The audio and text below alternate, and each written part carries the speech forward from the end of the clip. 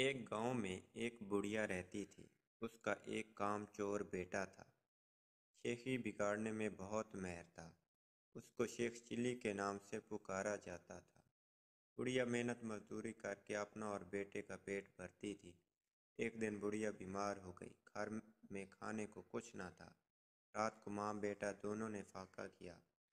اگلے دن ماں نے کہا، اب تم کچھ کام کرو، جنگل سے لکڑیاں ہی لا کر بیچ دیا کرو تاکہ گزر اوقات ہو سکے۔ شیخ چلی نے جنگل کی راہ لی۔ جو درخت اس کے راستے میں آتا وہ اس سے پوچھتا، میں تجھے کاٹ لوں یا نہیں؟ کسی درخت نے بھی اس کا جواب نہ دیا۔ شام ہونے کو تھی۔ شیخ چلی گھر واپس آنے کا ارادہ کر ہی رہا تھا کہ ایک درخت نظر آیا۔ اس نے پاس جا کر پوچھا، میں تجھے کاٹ لوں؟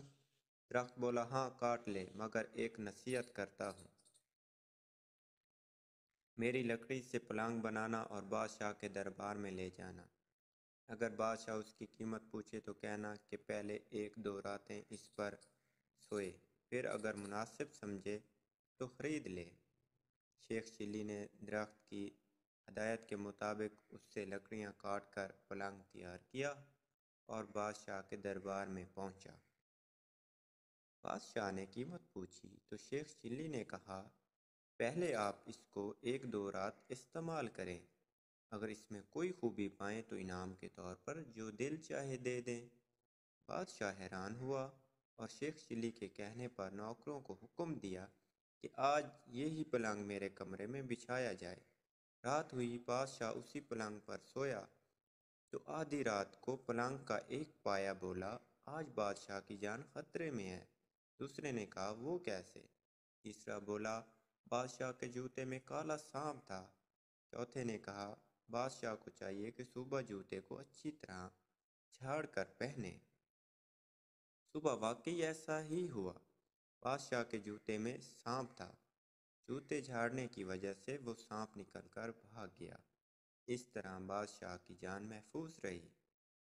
دوسری رات جب بادشاہ سویا تو پھر پایوں نے باتیں شروع کی۔ ایک بولا کہ تم پلنگ کو سنبھالے رکھو، میں کچھ خبریں جمع کر لوں۔ تینوں پایوں نے پلنگ کو تھامے رکھا۔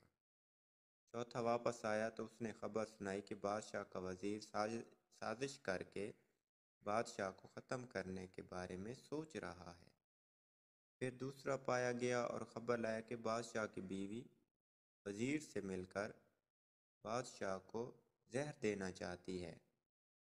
تیسرے پائے نے تجویز کی کہ بادشاہ کو چاہیے کہ وزیر کو مروا دے۔ چوتھا پایا گیا اور یہ خبر لایا کہ بادشاہ کو جو دودھ صبح پینے کو دیا جائے گا اس میں زہر ہوگا۔